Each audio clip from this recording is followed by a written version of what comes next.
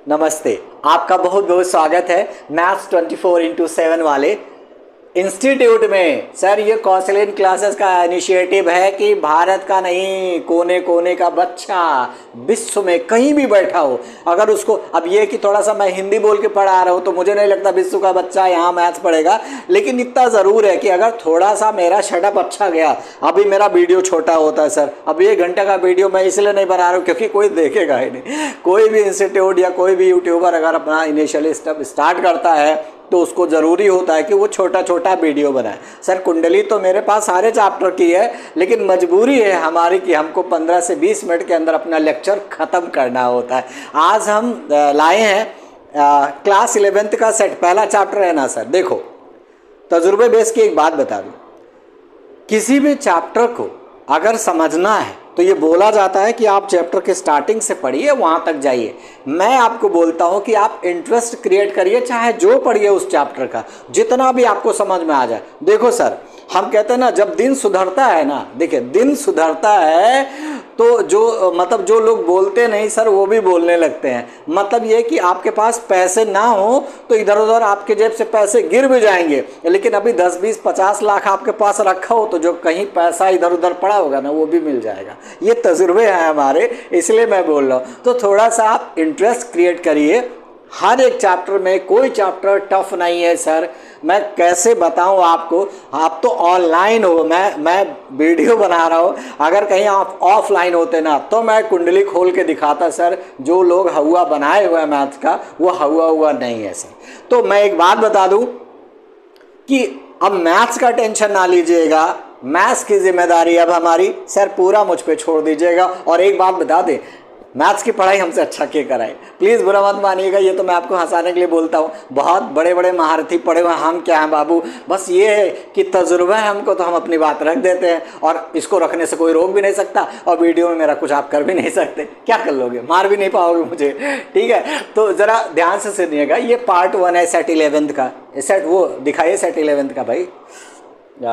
मैंने ये देखिए सेट्स है, सेट्स की कहानी के शर्मा की जुबानी। आपने क्या नाम है, शम्स साहब को देखा होगा, वो बहुत प्यार से सुनाते हैं कहानी, किसी भी इवेंट्स को बढ़िया बैठ के चाय पानी करते हुए।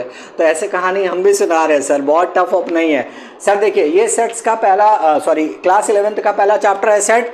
देखो सेट को समझना है तो उनका इंट्रो समझिए। जैसे मान लीजिए मैंने बोला कमीना आदमी, जो भी है, तो उसका डेफिनेशन जब आपको समझ में आएगा तो आपको समझ में आएगा कि सर सही बोल रहे हैं, कमीने आदमी की यही पहचान है, बढ़िया आदमी, तो उसका भी डेफिनेशन होता है। तो ऐसे सर हमारी ज़ुबानी से हम आपको एक एक स्टोरी सुनाएंगे सेट्स की। इंट्रोडक्शन में हम ये बताएंगे कि सेट्स होता क्या है। अब ये थोड़े से उनके पार्ट हैं, सेट्स को कैसे रिप्रेजेंट करना है, कैसे लिखा जाता है, जैसे रूट को ऐसे लिखा जाता है, यक्स को ऐसे लिखा जाता है। तो सारे चैप्टर का अलग अलग कॉन्सेप्ट है, तो इसका भी यही कॉन्सेप्ट है सर कि आप पहले सेट्स को समझो, कैसे रिप्रेजेंट करते हैं वो देखो, कितने वैरायटी के हैं वो देखो। जैसे मैंने बता दिया इम्पटी होता है, मतलब जिसका कोई नहीं होता कुछ, फाइनाइट इनफाइनाइट होता है, इक्वल होता है, इक्विवेलेंट होता है, सिंगलटन सेट होता है। ये पार्ट 1 में मैं पढ़ाऊंगा। पार्ट 2 में जो मैं पढ़ाऊंगा वो सबसेट पढ़ाऊंगा, मतलब सारे सेटों का बाप होता है सबसेट। उसके बाद नंबर सिस्टम, उसका क्या रिश्ता है नंबरों से, और इंटरवल भी पढ़ा देंगे। पावर सेट ये भी एक टाइप का बाप है बाबू। यूनिवर्सल सेट मतलब वो सारे सेटों का ये भी बाप है एक टाइप का। वेन डायग्राम से कई चीज़ें पता चल जाता, मतलब जैसे हम लोग स्टैटिक्स पढ़ते हैं ग्राफ छोटे क्लासेस में 6-7 में, ऐसे ग्राफ देखा तो सबसे बड़ा वाले पर नजर, अच्छा ये मैथ में 2 नंबर पाया, ये निकम्मा लड़का है, ठीक है। तो वो ग्राफ से जैसे पता चलता, आपकी कुंडली नंबर 1 नहीं पता चलती, कुंडली पता चल जाती है, तो ऐसे इसमें दिखता है। वेन डायग्राम से हम लोग सिर्फ ये पता कर लेते हैं कि हाँ क्या होने वाला है। मेरा जो लास्ट पोर्शन है इसमें ऑपरेशन ऑन सेट्स है। आप देखो यूनियन पढ़ोगे, इंटरसेक्शन पढ़ोगे, इसमें कॉम्प्लीमेंट ऑफ सेट्स पढ़ोगे, और भी चीज़ें हैं। और पार्ट 4 में मैंने पढ़ाया हुआ है कुछ प्रॉपर्टीज़, यानी operations on union and intersections का, ठीक है। तो ये 4 पार्ट में मैं कवर करूँगा। ज़रा पहला पार्ट में मैं आज आता हूँ और इंट्रो दिखाता हूँ क्या है सेट। सर जो हवा बनाए हो ना सब लोग, वो है वह नहीं, ज़रा ध्यान से देखिएगा।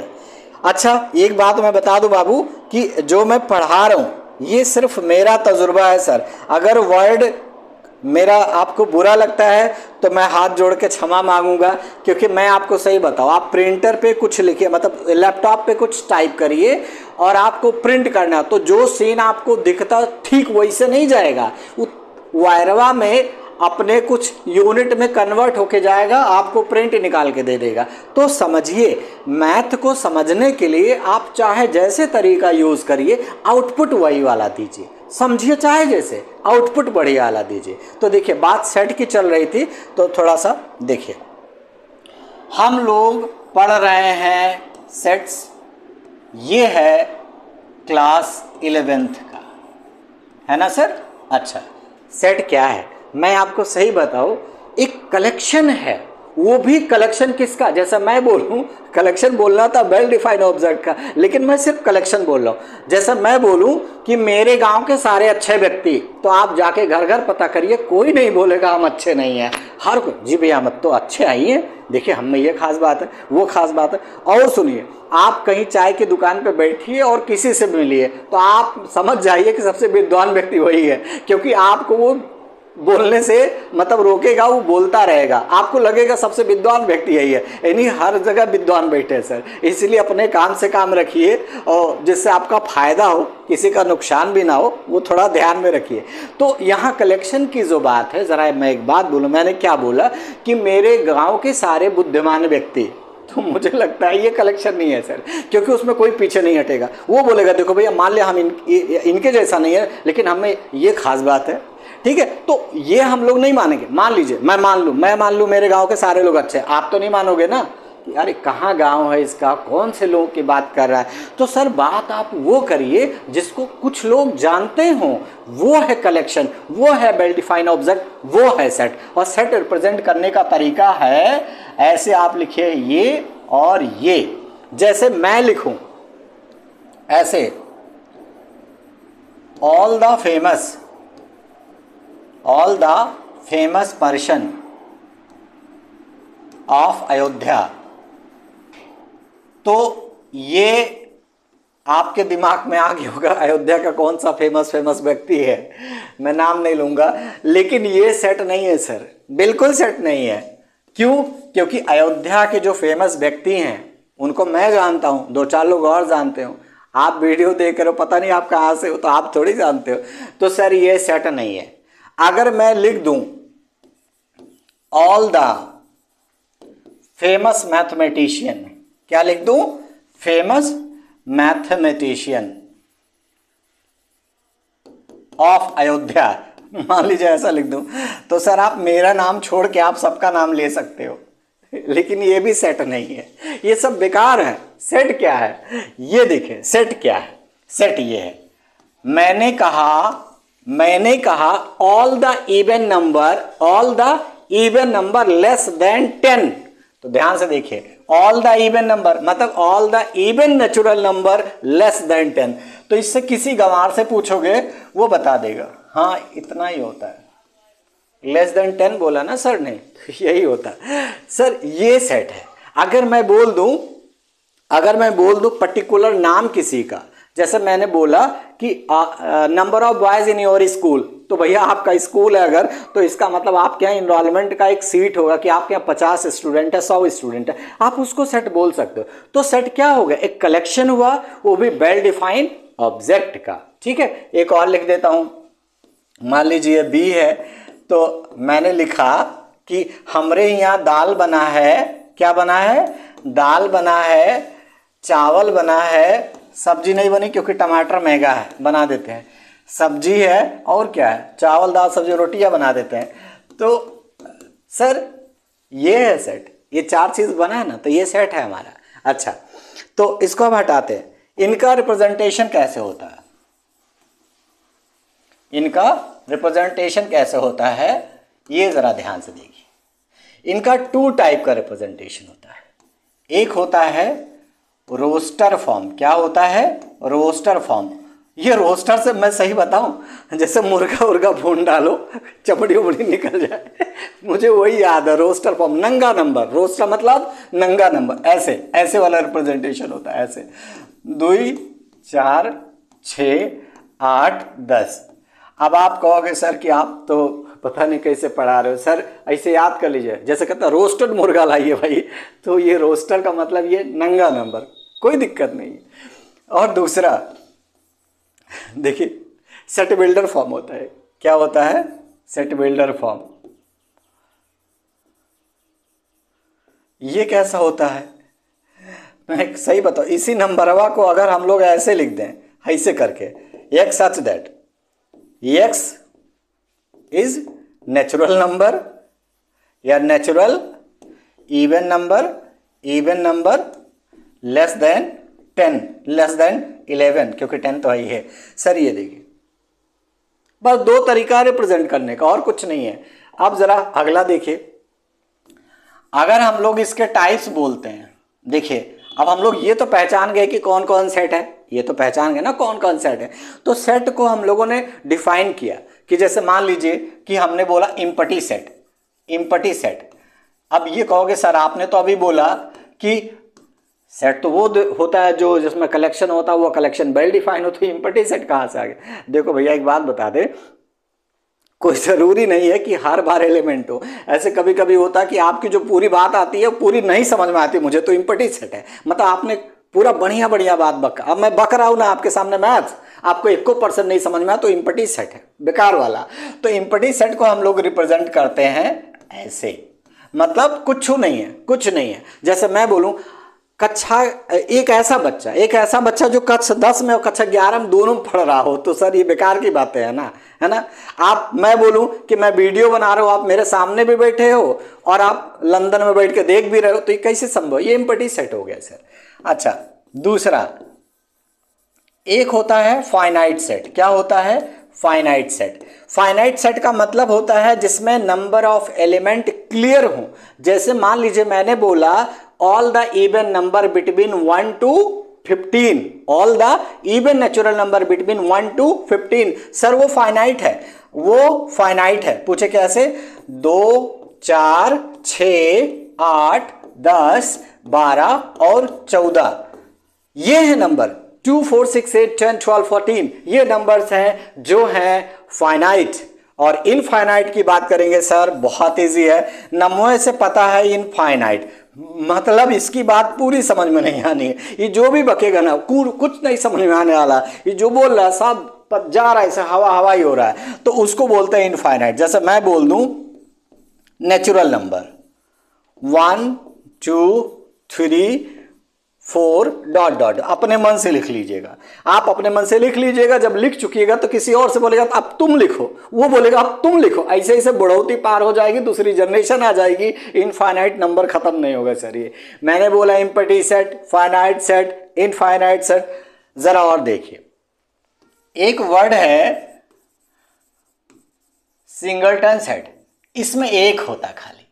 क्या होता है? एक होता है। जैसे मान लीजिए मैंने कोई ऐसी बात बोल दी, मैंने बोला कि numbers which is greater than 1 but less than 3। मैंने क्या बोला? नंबर, यह सब मैंने बोल दिया कि जो नंबरवा है वो क्या है? x सच दैट, यहां मैं इसको ये मैं बोल देता हूं कि x, अरे यार देखिए, जो 1 से बड़ा है x और 2 से क्या है? छोटा। ये कोई नंबर है क्या? बताइए। कह रहा 1 से बड़ा है और 2 से छोटा है। जरा ध्यान से देखिए, मैं लिखता हूं x सच दैट x इन विच 1 से बड़ा है x लेकिन छोटा है 3 से। कौन सा नंबर आया? कौन सा नंबर आप बताइए? 1 से बड़ा है 3 से छोटा है, सर इसका आंसर 2 होगा। ये सिंगलटन सेट है, ठीक है। ऐसे और भी सेट था, क्या था सर? जरा दिखाओ तो। हम लोगों ने पढ़ा था set, empty set, null set, void set, finite, infinite set, equal equivalent बता देते हैं सर। इक्वल इक्विवेलेंट, ये देखिए इक्वल सेट्स, देखिए इक्वल सेट्स और इक्विवेलेंट दोनों साथ में लिख लेते हैं तो आपको मजा आएगा देखने में। इक्विवेलेंट सेट्स, ठीक है। इनका एग्जांपल देखिए, देखो ये कंपैरिजन होता है 2 सेटों का।